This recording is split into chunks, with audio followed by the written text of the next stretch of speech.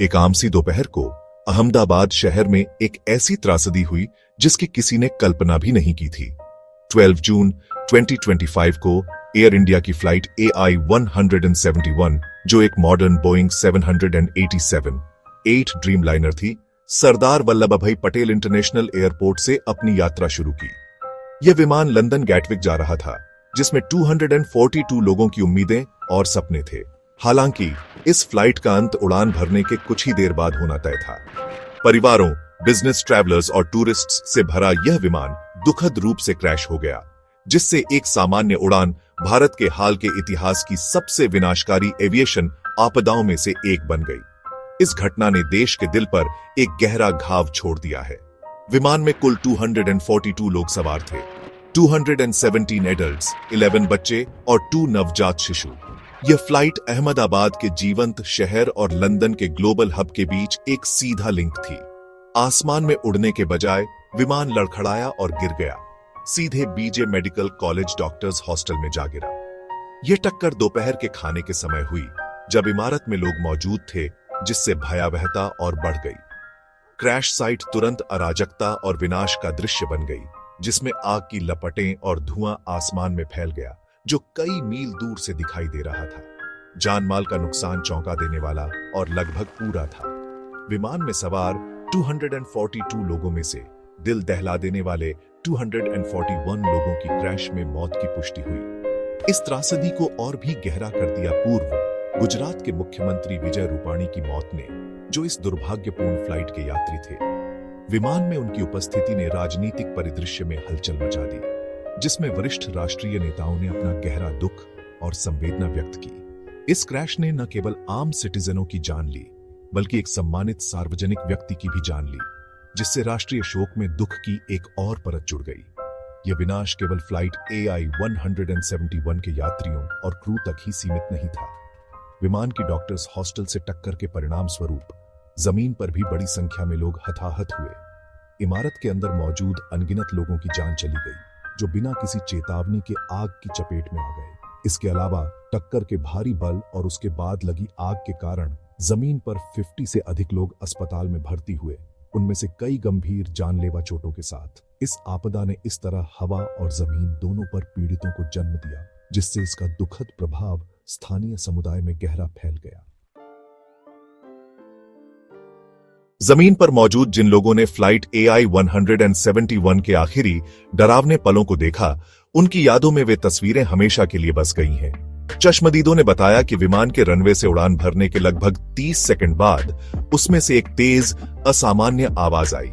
यह विमान के इंजन की ऊंचाई पर चढ़ने की जानी पहचानी गर्जना नहीं थी, बल्कि एक ऐसी आवाज थी जो यह संकेत दे रही थी कि कुछ बहुत गलत हो रहा है।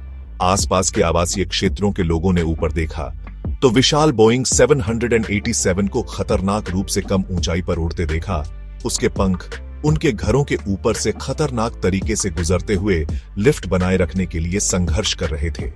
स्थिति की भयावहता स्थानीय CCTV कैमरों में कैद हो गई, जिसने आपदा का एक डरावना खंडित रिकॉर्ड प्रदान किया। फुटेज में ड्रीमलाइनर को कम और अस्थिर उड़ते हुए दिखाया गया था, इससे पहले कि वह इमारतों की एक पंक्ति के पीछे गायब हो गया। कुछ ही सेकंड बाद एक विशाल आग का गोला फट पड़ा, जिसने आसमान को एक डरावनी नारंगी चमक से रोशन कर दिया। विस्फोट ने पड़ोस में एक शॉकवेव भेजी, जिससे खिड़कियां टूट गईं और दहशत फैल गई। जिन लोगों ने इसे देखा, उनके लिए घटनाओं का क्रम अवास्तविक और डरावना था। विनाश का एक ऐसा दृश्य जो वास्तविकता से ज्यादा फिल्म जैसा लग रहा था। विजुअल सबूत ने उस डरावनी गति की पुष्टि की जिस पर यह तबाही फैली। क्रैश साइट खुद पूरी तरह से विनाश का दृश्य था। बीजे मेडिकल कॉलेज हॉस्टल पूरी तरह से टूट गया था, जिसमें एयर इंडिया विमान का पिछला हिस्सा इमारत की छत में भयंकर रूप से फंसा हुआ था। विमान का मलबा, जिसमें धड़ के मुड़े हुए टुकड़े, सीटें और इंजन शामिल थे, एक बड़े क्षेत्र में बिखरा हुआ था।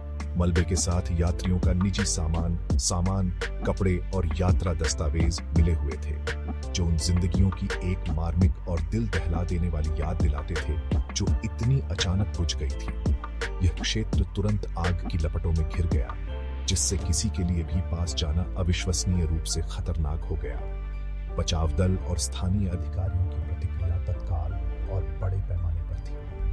अग्निशमन करें, पुलिस और राष्ट्रीय आपदा प्रतिक्रिया दल घटनास्थल पर पहुंचे ताकि भयंकर आग से लड़ सके और जीवन के किसी भी संकेत की तलाश कर सके।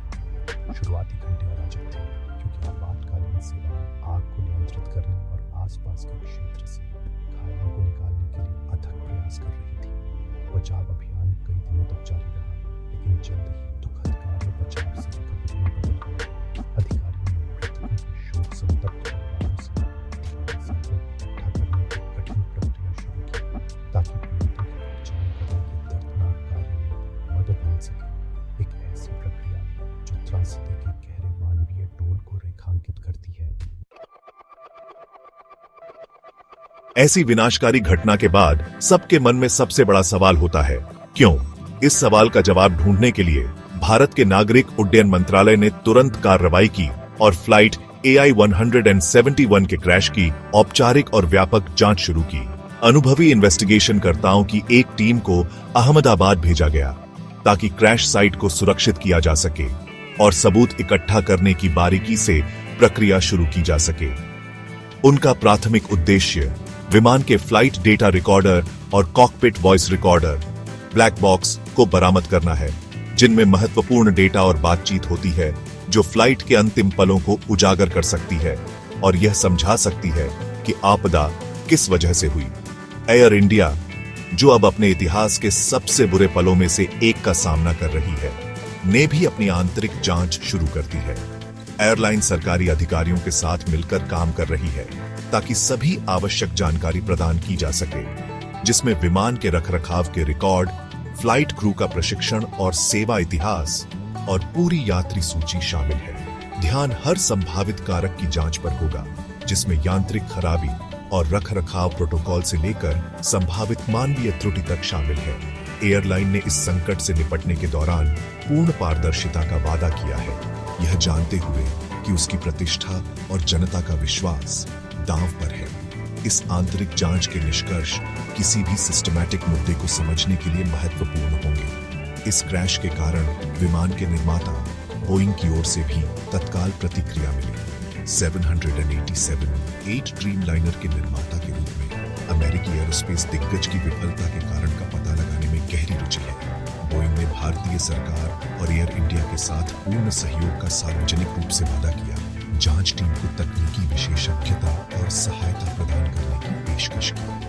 यह सहयोग बड़ी विमानन घटनाओं में एक मानक प्रक्रिया है, लेकिन यहाँ यह विशेष रूप से महत्वपूर्ण है क्योंकि ड्रीमलाइनर में किसी भी डिजाइन या निर्माण दोष से संबंधित निष्कर्षों का विमानन उद्योग और इस लोकप्रिय विमान मॉडल की सुरक्षा के लिए वैश्विक प्रभाव हो सकता है।